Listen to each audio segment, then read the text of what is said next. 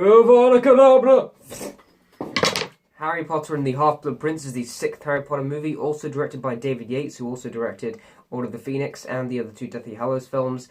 And this is pretty much the last film of school. It's the last one where we actually get a year of school, because the other two, they're off to find the Horcruxes and stuff like that. And this one is pretty much the last one, the last school one, so they go back, we have a lot of lessons, we have a lot of slow-paced relationship drama thrown in. And The Half-Blood Prince is a very slow-moving, a very drama-filled film that doesn't really kick off until the end, and is very, very slow-moving and builds and builds and builds to a climax. And that's something I've always loved about it. And this movie used to be one of my favourite Harry Potter movies. It's my third favourite Harry Potter movie, and rewatching it, it's definitely gone down a lot. I definitely have more issues with this one than I do have with all the other Harry Potter movies that I reviewed thus far.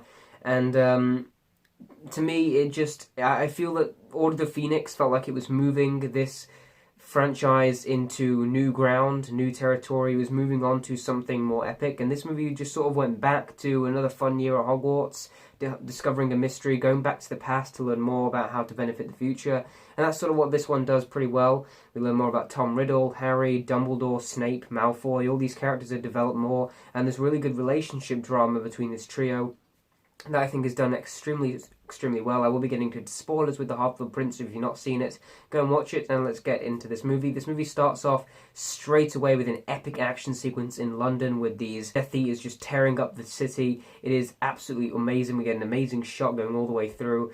It starts off really epic and starts off a way where it feels like it's carrying on that storyline from Order of the Phoenix very, very well. And there's conflict there between Dumbledore and Harry, and now people know that Voldemort was there in the Ministry of Magic in Order of the Phoenix. There's even more tension there, and when we get there, we can meet Professor Slughorn, who Dumbledore's hired as the new potions teacher to make Harry sort of spy on him, find out more about what dark magic he taught Tom Riddle, and of course we find out that's the Horcrux, which is where he split his soul into different parts. And that's some really intriguing stuff. There's an intriguing mystery there, and there's good setup. There's Harry having to learn with Slughorn, and there's some emotional things there as well that I think are done very, very well. And that's definitely what The Half-Blood Prince is. It's a more somber, slow-paced, going back to the fun route of them being at school, adding in the relationship drama, and then building up this intensity to, of course, which I'm going to get this over the way with now, Dumbledore's death, which is such an emotionally powerful moment. There's the amazing musical theme, Dumbledore's Farewell, which is a beautiful piece of music. This one does have a weaker score, though, than the other ones. I feel like they've reused a lot of the same themes from Order of the Phoenix. It doesn't really feel like it has many unique, great themes, and I feel that this definitely has one of the weaker scores, but that soundtrack in particular is very, very emotional, and then they all raise their wands, and it's a very somber ending. And then you also get the scene at the end where Harry, Hermione and Ron are now teaming up to go find the Horcruxes, and it ends in such an emotionally powerful way where you feel really emotionally affected by the end of this film. But then you look back at the rest of the movie and feel like, okay, it took us ages to get there, and it was very, very slow moving, but it's very, very fun. Let's talk about what this movie does really intriguingly, and that's the relationship drama. We get Harry and Ginny's relationship now bringing into this film. We also get Ron and Hermione's relationship now finally starting. We learn where these characters are at this point of time, moving forward, so we can move forward. And I think The Half-Blood Prince is that good bridger between what Order of the Phoenix set up for it to move into, and then, of course, the Deathly Hallows movies. And it was a nice last year at Hogwarts. We have a lot of fun. We have Quidditch back. This time Ron's involved with Quidditch. And this movie just has a bit of fun at Hogwarts. We have all the potions. Harry's now top of the class sort of thing. We have a lot of fun here. We have Harry taking the liquid luck potion and sort of acting extremely ridiculous. And it's funny and it's enjoyable. There's a lot of good humour here, but there's also a lot of really good grounded drama and relationship stuff that I think is handled very, very well and in a sweet way, and adds for at least some intensity during the middle portion of this movie. And learning more about Tom Riddle, learning more about that, I think it's done really, really well. But it definitely goes with that more fun Hogwarts school Harry Potter route until things start to get darker. And there's some interesting stuff set up. We learn more about characters such as Snape and Malfoy, and learning there, Snape having to protect Malfoy, and we have that amazing scene in the bathroom where Harry and Malfoy are having that fight, and then Harry goes a bit too far, and Snape has to come in, and then we learn that Snape is, of course, the Half-Blood Prince, which is decent twist. It's an interesting twist, I guess, because Harry's been using his book and his spells and sort of thing, and this movie leaves us very on edge about Snape. Of course, we know how it ends later, but it leaves Snape in a way where, okay, is this dude for the Dark Lord, or is he for Dumbledore? Why is he doing this? Of course, we know now, seeing the other ones, but imagine watching this for the first time would have been very, very tense and very interesting about his character, who has always been a character we never really know whose side is on.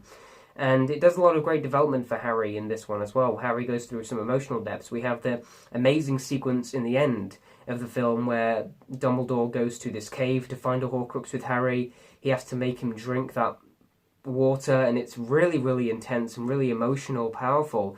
And the visuals there at that cave, it looks sort of black and white-esque, and some of the signet colours are drained out.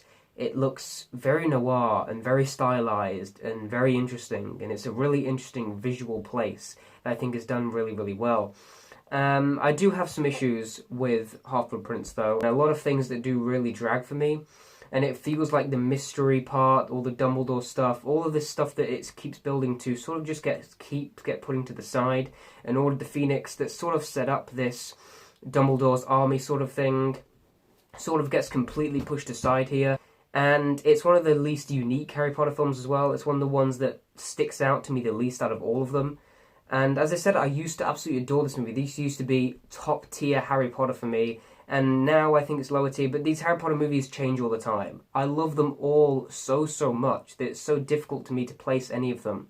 Half-Blood Prince is one of them I've never been able to place. This movie, I think, is really great. It's another great Harry Potter movie, but it just doesn't feel as unique. I do think David Yates does a better job directing this film than he does with Order of the Phoenix. He's allowed to slow down a bit more. Order of the Phoenix was very, very fast moving. This movie is very slow moving and really starts to develop things in an interesting way leading into the Deathly Hallows movies, and it ends in a sweet way where you feel like, okay, this is the last year these kids are going to spend at Hogwarts as students, and it's emotional and you get wrapped up in it. And this is definitely and a more immersive Harry Potter film because of that length. I always feel that the longer Harry Potter movies are the most immersive ones, and they're really able to pull you in, and this movie definitely does that. It definitely makes you feel like you're in this place, and really makes you feel those emotions, and that's exactly what all the Harry Potter movies do for me.